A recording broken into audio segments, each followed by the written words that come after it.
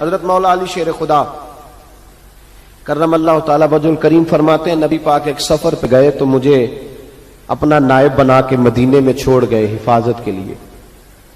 میری باتوں کی سمجھ تو آ رہی ہے نا آپ حضرات کو؟ حضور مجھے چھوڑ گئے، کہتے ہیں میرے پاس مال غنیمت کے تھوڑے سے پیسے تھے، میں سونے کا ایک ہار لایا، ایک لاکٹ لایا اور سیدہ فاطمہ کو تحفہ دیا پہلی دفعہ، سونے کا ہار انہوں نے پہن لیا. نبی پاک علیہ السلام کا طریقہ مبارکہ یہ تھا کہ حضور جب سفر پہ جاتے تھے تو سب سے آخر میں سیدہ فاطمہ کے گھر جاتے اور جب واپس آتے تو سب سے پہلے آتے، سب سے پہلے. حضرت علی کہتے ہیں قاصد آیا، اس نے آ کے بتایا کہ کل نبی پاک واپس آ جائیں گے. سیدہ فاطمہ بڑے دنوں سے انتظار کر رہی تھی کہ حضور آئے نہیں، اتنے دن ہو گئے. جب جا کے بتایا نا کہ کل حضور آئیں گے تو کہتے سیدہ نے صبح سے صفائیاں شروع کر دی، کھانا پکایا اپنے محبوب کے لیے، حضور کے لیے بہترین کھانا بنایا اور بہت ساری تیاری کی. کہتے ہیں حضور آئے، حسب روایت حسب عادت، وہی مبارک عادت جو محبوب کی ہمیشہ سے تھی. نبی پاک آئے، پہلا قدم سیدہ فاطمہ کے گھر میں رکھا، السلام علیکم کہا اور سیدہ نے وعلیکم کہا تو حضور نے ان کا چہرہ دیکھا تو واپس چلے گئے. حضرت فاطمہ رونے لگ گئی. مولا علی شیر خدا کہتے ہیں میں گھر آیا تو بی بی صاحبہ زاروں قطار رو رہے.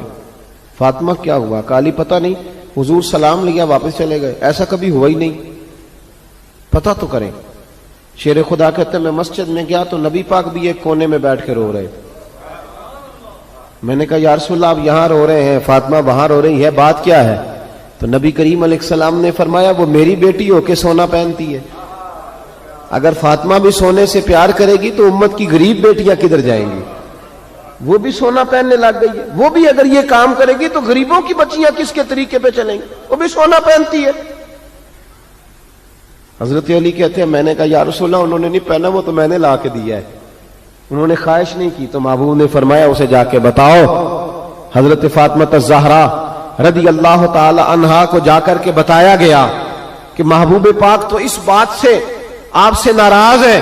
حضرت فاطمہ نے اسی وقت سونا اتارا، کہا علی جو مدینے میں سب سے غریب گھر ہے اسے دے آ جا کے.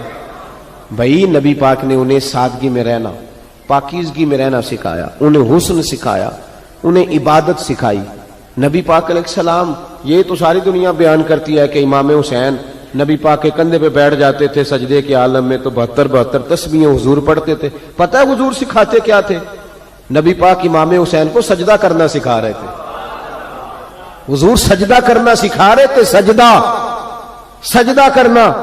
پورے کربلا کے واقعے میں کسی جگہ بھی امام حسن اور امام حسین نے کسی ایک مقام پہ بھی یزیدیوں سے کوئی مطالبہ نہیں کیا، کوئی بات نہیں منوائی، کہا جو تمہاری مرضی. ایک بات صرف کی، ایک گزارش، توجہ ہے میری بات پر، ایک بات صرف کی، ایک مطالبہ رکھا.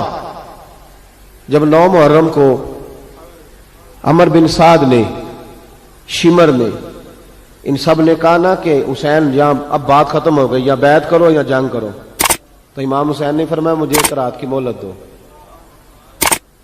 علی کے بیٹے مہلت مانگ سکتے ہیں؟ بولے نا یار، مہلت مانگتے تھے وہ، کیا ضرورت تھی؟ امام حسین نے فرمایا مجھے مہلت دے، ایک رات رہ گئی ہے، میں راج کے سجدے کرنا چاہتا ہوں.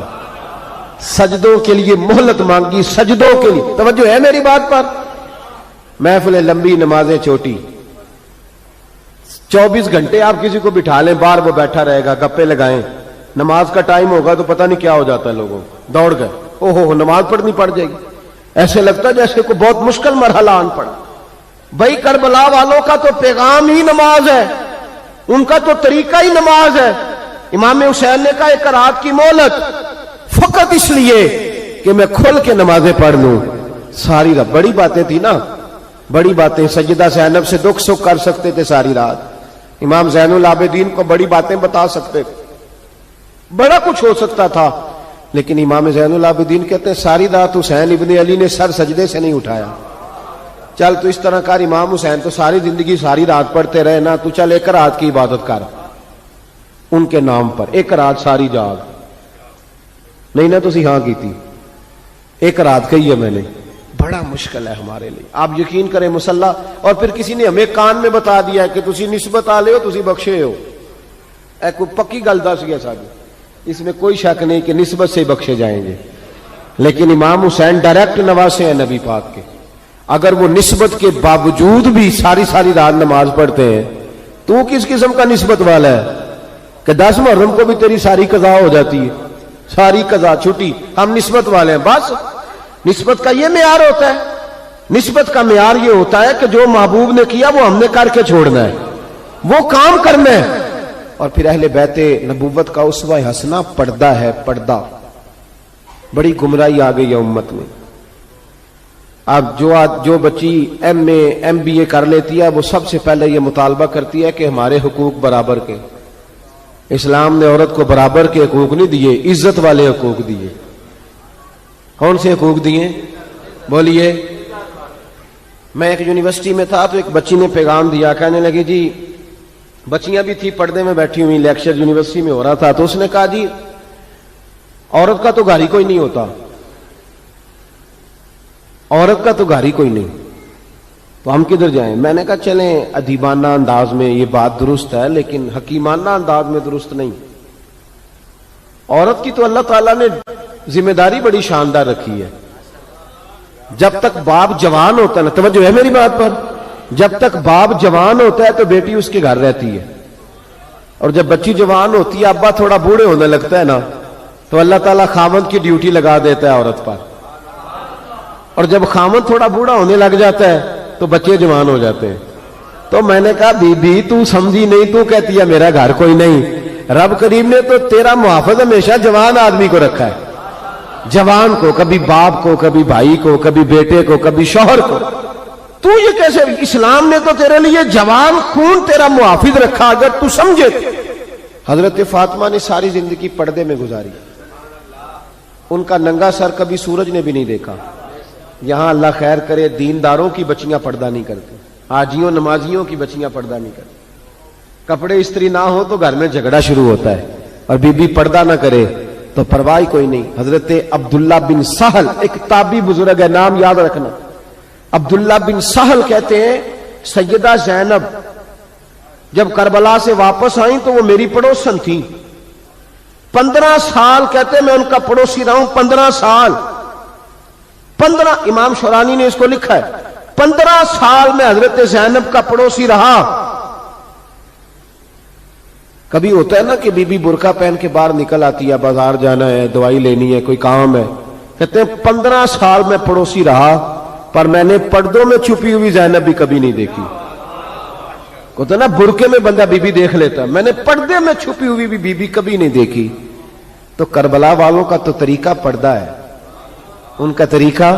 اب آخری بات سنیں, کربلا والوں کا طریقہ حوصلہ ہے, ہمت ہے.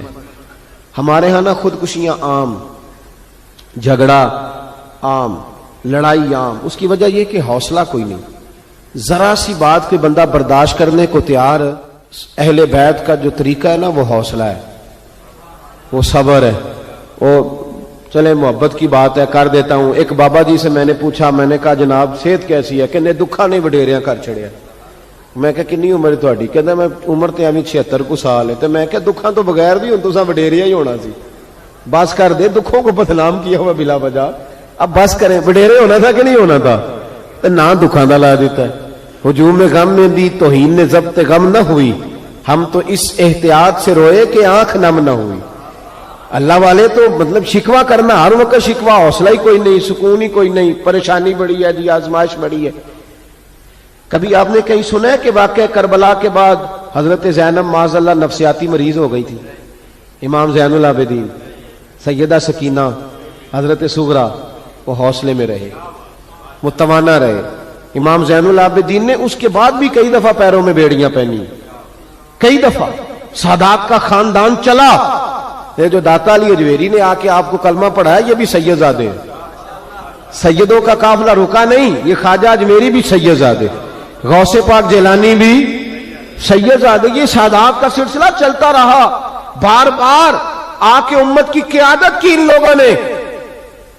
جب دیکھیں نا یہاں کسی بندے کا کٹا ہوا ہاتھ پھینکا جائے نا, بلکہ انگلی پھینک دی جائے, تو لوگ ڈر کے بھاگ جائیں گے، کسی کا، اپنے کسی کا نہیں، کسی کا، کیونکہ انسان کا وجود کٹ جائے تو دہشت پیدا ہوتی، آپ ڈر کے بھاگ جائیں گے۔ امام حسین کا کٹا ہوا سر، توجہ ہے میری بات پر؟ ذرا غور کرنا، بندے کا سر کٹ جائے، ہم سنتے ہیں بات پر غور نہیں کرتے۔ دھاڑ ان کا پڑا تھا کربلا میں، کٹا ہوا سر، زلفیں، پگڑی، کٹا ہوا سر نیزے پہ، آگے آگے سر جا رہا ہے، پیچھے سیدہ زینب جا رہی، با پردہ یزید کے دربار میں پہنچی، بی بی صاحبہ پردے میں بیٹھ گئی۔ یزید کہنے لگا دیکھ لو اللہ نے مجھے عزت دی اور میرے دشمنوں کا معاذ اللہ کیا حال ہوا۔ جب اس نے یہ کہا نا تو حضرت نعمان بن بشیر صحابی بیٹھے تھے، اور ساتھ کہتے ہیں میں نے ایک نابینا صحابی بھی بیٹھے تھے۔ حضرت نعمان بن بشیر کہتے ہیں کہ جب اس نے یہ کہا نا کہ اللہ نے مجھے عزت دی اور نقل کفر کفر نہ باشد، میرے دشمنوں کا یہ حال ہوا، تو کہتے ہیں سیدہ زینب وہاں سے اٹھ کے کھڑی ہو گئی، با پردہ سیدہ زینب کھڑی ہوئی، اور فرماتے ہیں اس طرح نہیں کھڑی ہوئی کہ بیویاں روتی ہیں تو کہتی ہیں ہائے یہ ہو، اس طرح نہیں، حوصلہ، ہمت، اور جس طرح کوئی سیاںا خطیب خطبہ پڑھتا ہے اس طرح سیدہ نے خطبہ پڑھا، پہلے اللہ کی حمد کی، پھر نبی پاک پہ درود پڑھا، اور پھر قرآن پاک کی آیت پڑھی وَتُعِزُّ مَن تَشَاءُ وَتُذِلُّ مَن تَشَاءُ، یہ آیت پڑھی۔ کہتے سیدہ کی آواز میں وہ روب تھا، وہ گرج تھی، وہ وقار تھا، وہ اطمینان تھا کہ وہ نابینا صحابی میرا گھٹنا ہلا کے کہنے لگے نعمان علی آ گئے ہیں دربار میں، علی آ گئے ہیں، جبریل امی بول رہے ہوں جیسے، حکمت کے گوہر رول رہے ہوں جیسے، دربار دمشق میں بی بی زینب کا خطاب منبر پہ علی بول رہے ہوں جیسے۔ کہ یہ تو حضرت علی کی آواز، علی آ گئے کیا، علی آ گئے؟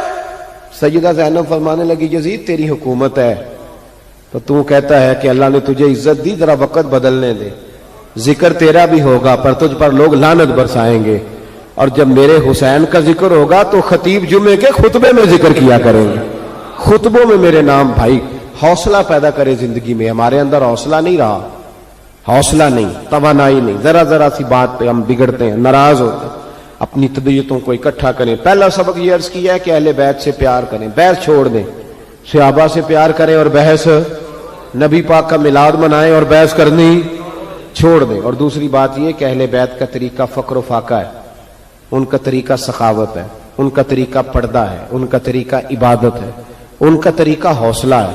حوصلہ مند زندگی گزاریں، توانائی والی زندگی گزاریں۔